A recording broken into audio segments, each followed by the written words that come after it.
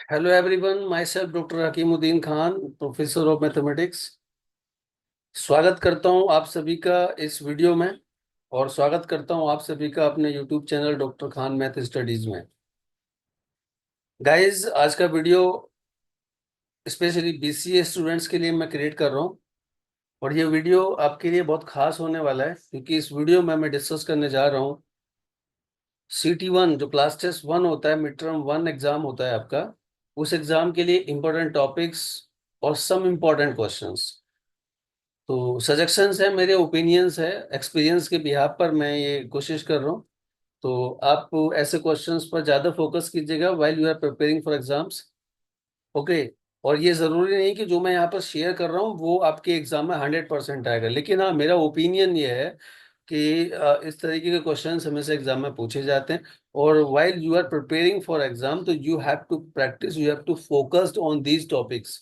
तो इन पर ज्यादा फोकस आपको करना चाहिए। इन पर ज्यादा फोकस करने से आपके चांसेस ज्यादा बन जाते हैं कि एग्जाम में कोशिश की जाती है कि ऐसे टॉपिक से क्वेश्चन बेसिकली एग्जामिनर्स हमेशा सेलेक्ट करते हैं। ये मेरा एक्सपीरियंस है। एक्सपीरियंस के बिहाफ पर ही मैं ये एडवाइस आपको दे रहा हूँ। ओके, तो मैं शेयर कर रहा हूँ आपके साथ स्क्रीन। और यहाँ से, और सबसे पहले मैं आपको ये भी कहूंगा कि हर बच्चा जो भी ये वीडियो देख रहा है, हर बच्चा कॉपी और पेन को लेके बैठेगा। कॉपी और पेन को लेके आप बैठेंगे जब आप ये वीडियो देख रहे हैं।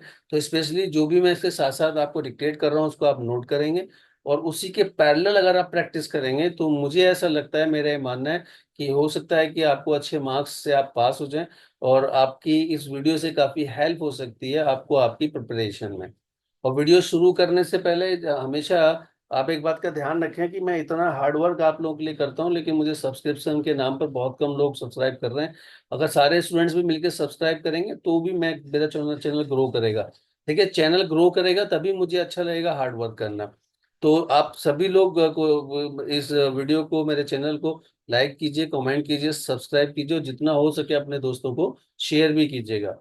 और जितने भी दोस्त आपके जीजीएस आईपी यूनिवर्सिटी के डिफरेंट डिफरेंट कॉलेजेस में पढ़ते हैं उनको भी आप ये वीडियो शेयर कर सकते हैं। उनको भी बता सकते हैं कि भाई जो टीचर हमें पढ़ाते हैं उनका ये मानना है, उनका ये ओपिनियन है कि इन टॉपिक्स पर ज्यादा फोकस अगर आप करेंगे तो ऐसा चांसेस है कि ऐसे एग्जाम में ऐसे क्वेश्चंस के आने के चांसेस बहुत ज्यादा पॉसिबिलिटी होती है। तो उनको भी आप शेयर कर सकते हैं। तो स्टार्ट करते हैं इस इम्पोर्टेंट टॉपिक्स और important questions for exams for BCA mathematics. मैं यहाँ पर आपके पास देखिए, आपको पता है कि 2 यूनिट का आपका क्लास टेस्ट होता है। अब 2 यूनिट में यूनिट 1 और यूनिट 2 आपका आता है, तो मैं पहले यूनिट 2 को डिस्कस कर रहा हूँ कि यूनिट 2। और आप भी शुरुआत जो करेंगे प्रिपरेशन इसी ऑर्डर में आप कीजिएगा। गाइस, स्टार्टिंग में बोल चुका हूँ कि कॉपी और पेन लेके बैठे हैं, उसको नोट करें जो मैं यहाँ वीडियो वीडियो में आपको बोल रहा हूँ। ओके।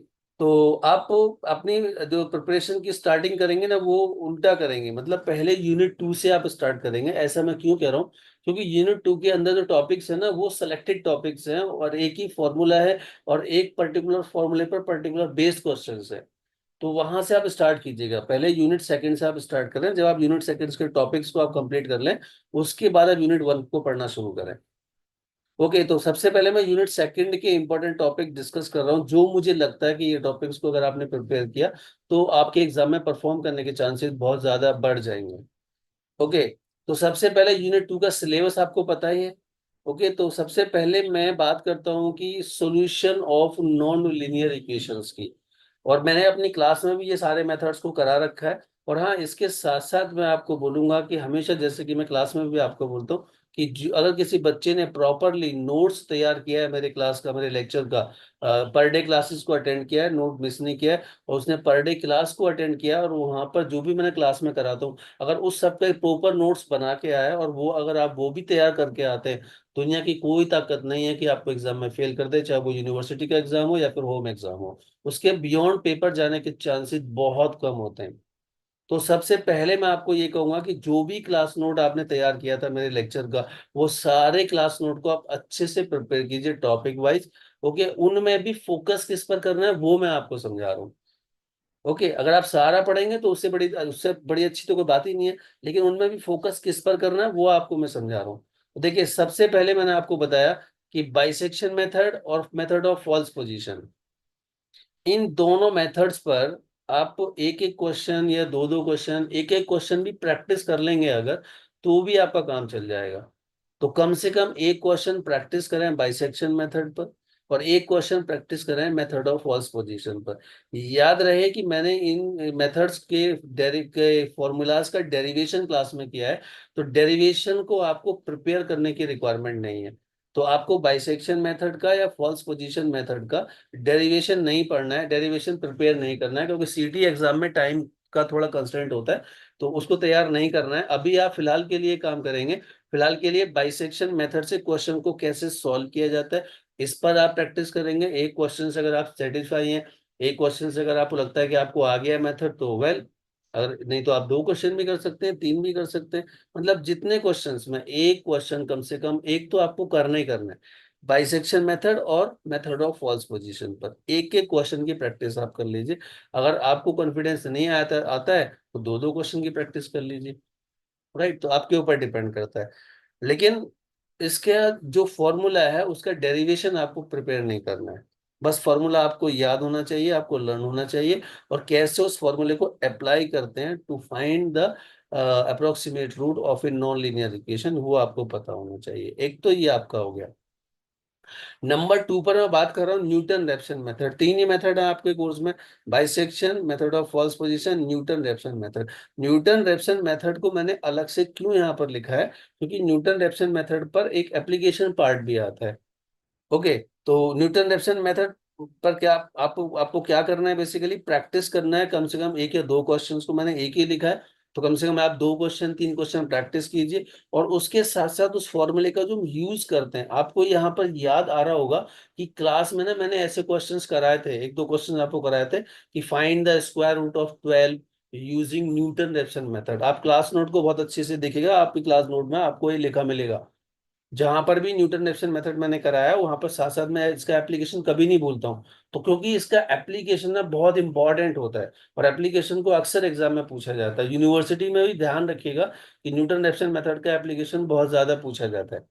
ओके, तो उसके एप्लीकेशन में मैंने एक दो क्वेश्चन आपको ऐसा बताया था, find the square root of 12, या फिर find the square root of 20, find the square root of 26, ऐसे क्वेश्चंस को, क्योंकि ऐसे क्वेश्चंस के एग्जाम में आने के चांसेस बहुत ज्यादा होते हैं गाइस।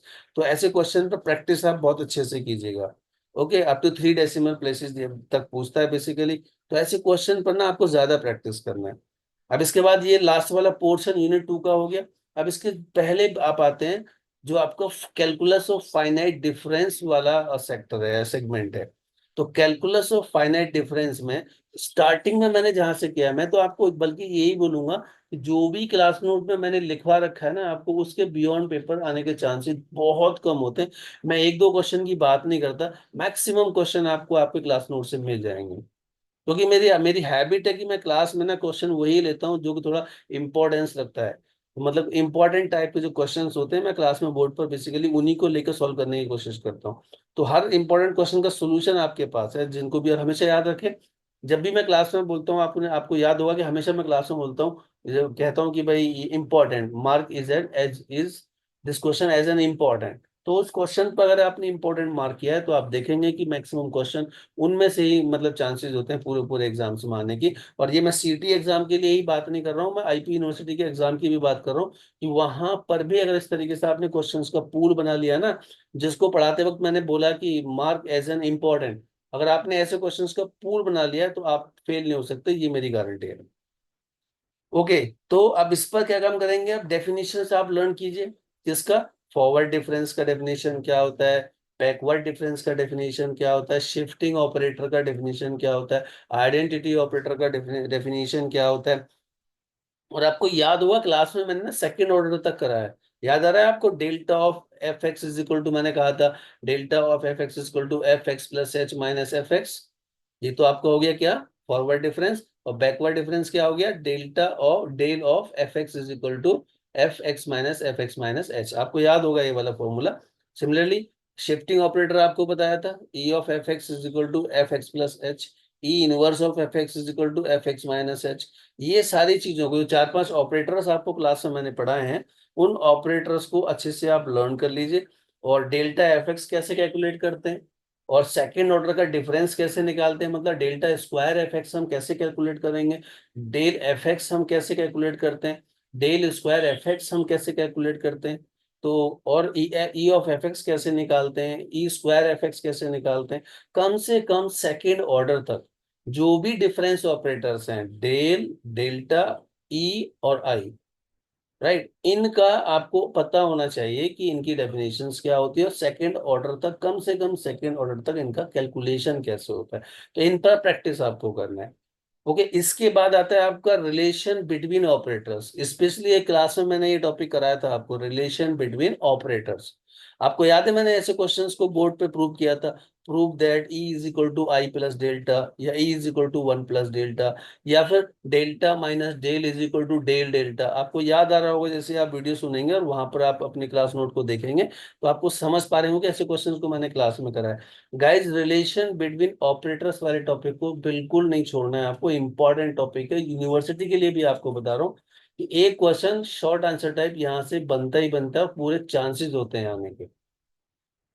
ओके, तो अब ऑपरेटर्स की बात होगी। ऑपरेटर्स ऑपरेटर्स के बाद हम आते हैं इंटरपोलेशन पर। इंटरपोलेशन पर तो मैं आपको इतना ही कहूंगा कि जितने क्वेश्चन, जो भी क्वेश्चंस मैंने क्लास में कराए ना, बस वही क्वेश्चन आप प्रैक्टिस कीजिए। मतलब दो तीन क्वेश्चन मैंने आपको समझाया इंटरपोलेशन पर, तो दो तीन क्वेश्चन मैंने इंटरपोलेशन पर आपको एक्सप्लेन किया है क्लास के अंदर। These questions are more than enough, क्योंकि वो ऐसे क्वेश्चंस हैं जो यूनिवर्सिटी में भी कई बार रिपीट हो चुके हैं, और होम एग्जाम में भी चांसेस होते हैं उनके आने के, पूरे पूरे चांसेस होते हैं। तो इंटरपोलेशन में बेसिकली आपको दो टॉपिक पे स्पेशल अटेंशन पे करना है। वैसे चाहे आप सारे इंटरपोलेशन पढ़ें अगर आपके पास टाइम है तो, लेकिन अगर टाइम की कमी है तो दो टॉपिक पर स्पेशल अटेंशन पे करना है। एक तो Newton forward difference interpolation formula, ये फॉर्मूला आपको याद होना चाहिए। इस फॉर्मूले को अप्लाई कैसे किया जाता है क्वेश्चंस पर, वो आपको आना चाहिए। तो दो तीन क्वेश्चन, या तो वही क्वेश्चन प्रैक्टिस कर लो जो क्वेश्चंस मैंने क्लास में कराए हैं, उन्हीं क्वेश्चंस को, उनके बियॉन्ड भी आप प्रैक्टिस मत करिए। अगर वो क्वेश्चंस भी आप प्रैक्टिस कर लेंगे ना जो मैंने क्लास में कराए हैं, तो मोर देन दैट। कोई दो तीन क्वेश्चन होते हैं, दो तीन क्वेश्चन अगर आप अच्छे से कर लेते तो फॉर्मूला आपकी प्रैक्टिस में आ जाता है इजीली, फिर क्वेश्चन कैसे ही आ जाओ इजीली आप कर सकते हैं उसको। तो मैं यहाँ पर बार बार आपको बोल रहा हूँ कि न्यूटन इंटरपोलेशन फॉर्मूला पर जो मैंने क्लास में कराया है, बस उसी को आप रिवाइज कीजिएगा। ओके, सिमिलरली, और यहाँ पर ना एक लिग्रांजिस इंटरपोलेशन फॉर्मूला होता है, शायद क्लास में आई थिंक मैंने डिस्कस, आई डोंट रिमेम्बर कि मैंने किया है नहीं किया है। अगर नहीं किया है लिग्रांजिस इंटरपोलेशन फॉर्मूला, तो इसको आपकी बुक में, ये सिलेबस में गिवन होगा।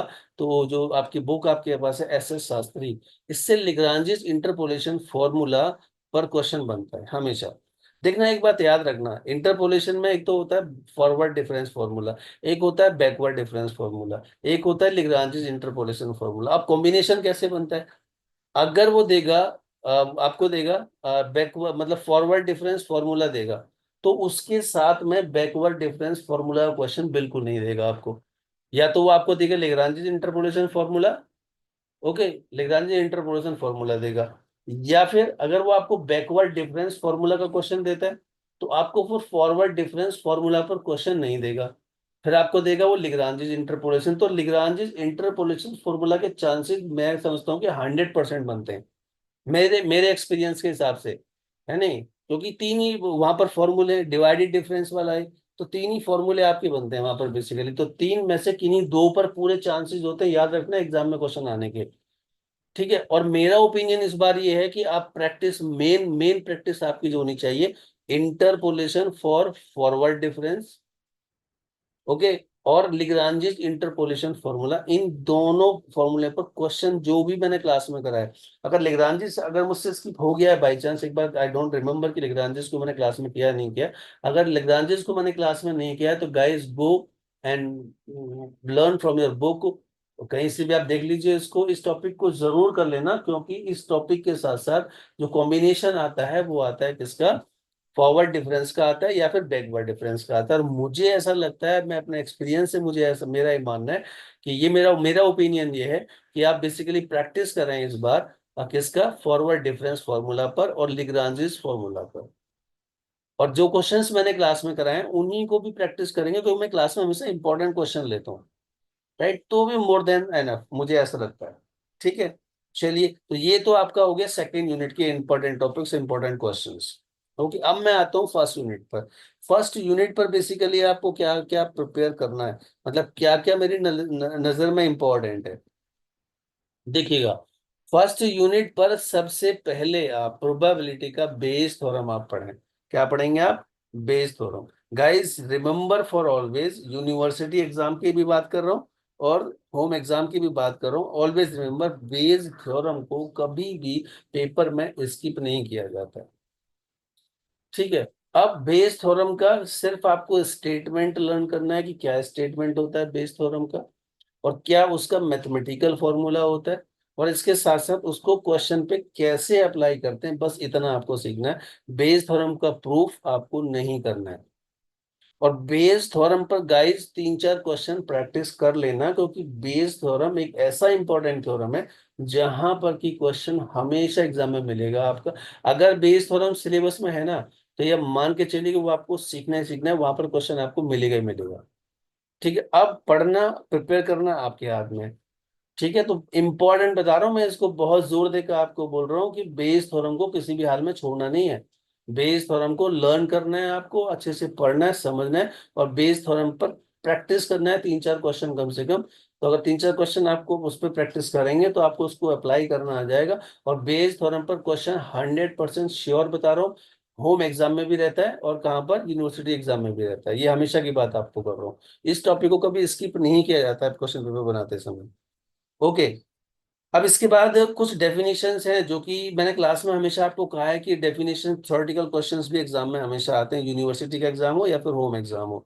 तो कुछ डेफिनेशंस ना हमेशा क्लास में मैं डिक्टेट करता हूँ आपको। जैसे जो भी डेफिनेशंस मैंने क्लास में डिक्टेट किए हैं, जैसे learn the definitions with examples, याद रहे हर डेफिनेशन को एग्जाम्पल के साथ प्रिपेयर करना है।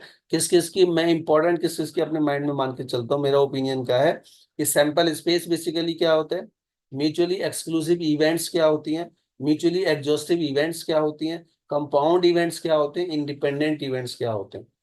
तो ये मेरी नजर में ये जो डेफिनेशन से इंपॉर्टेंस रखती हैं।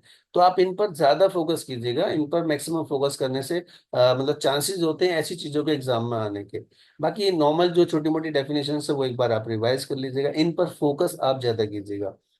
अब इसके बाद जो नेक्स्ट टॉपिक मेरे को प्रोबेबिलिटी में बनता है वो बनता है practice some questions on addition and multiplication theorem. देखना गाइस, प्रोबेबिलिटी पर ना सिंपल क्वेश्चन कभी आपको नहीं दिया जाएगा एग्जाम के अंदर। तो एडिशन थ्योरम, मल्टीप्लिकेशन थ्योरम, और एक दो चार क्वेश्चन ना कंडीशनल प्रोबेबिलिटी पर भी कर लेना।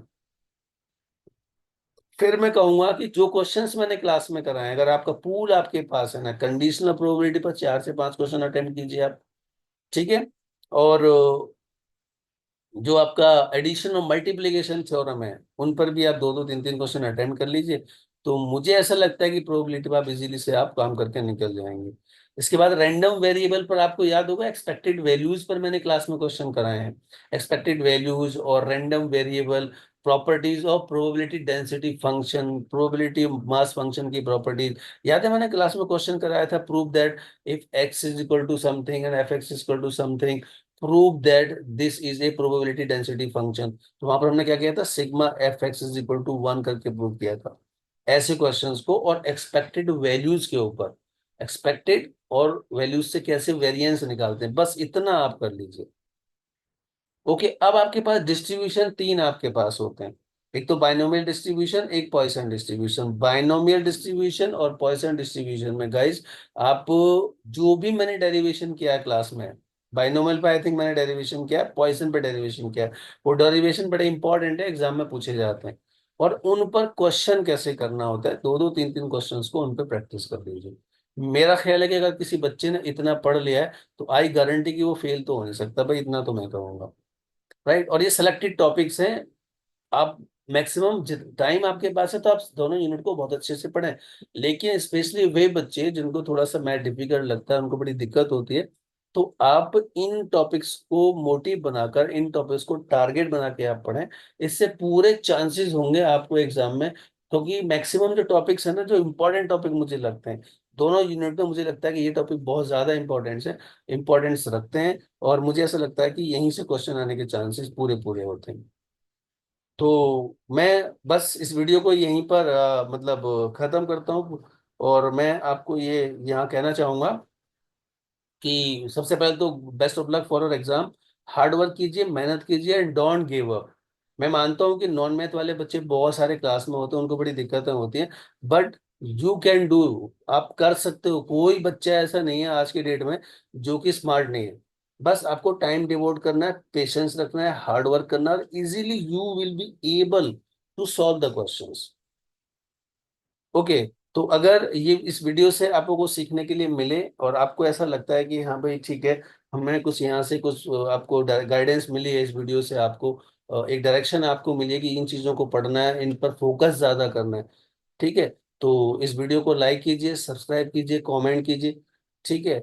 और मिलता हूँ मैं नेक्स्ट वीडियो में एक नए टॉपिक के साथ, क्योंकि मैं जैसे कि आपको प्रॉमिस किया था कि बीसीए का जो मैथमेटिक्स वन है उसके हर टॉपिक पर मैं वीडियो लेके आ रहा हूँ। टाइम मुझे बहुत कम मिलता है, राइट, इसीलिए अभी भी रात में काफ़ी लेट मैं इसको प्रिपेयर कर रहा हूँ। टाइम का थोड़ा शॉर्ट मेरे पास रहता है हमेशा, इसलिए अभी तक ज़्यादा नहीं डाल पाया हूँ, लेकिन हाँ, अभी एक आध वीक के बाद every topic you will have a video on every topic. तो क्लास भी अटेंड कीजिए रेगुलरली, ठीक है। और जो क्लास से बाई चांस किसी प्रॉब्लम के तहत, किसी मजबूरी के तहत, किसी इमरजेंसी के तहत टॉपिक मिस हो जाता है, तो उसको भी आप वीडियो से आप देख सकते हैं। और बाई चांस आपसे कोई स्टेप छूट जाता है, आप नहीं समझ पाए क्लास में आपको समझ में आया, घर पे आके आप भूल गए, तो वीडियो देख के वहां से आप अपने आप को रिवाइज भी कर सकते हैं।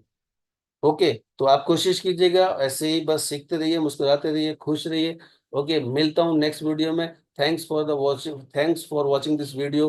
Bye bye, take care, good luck for your exam.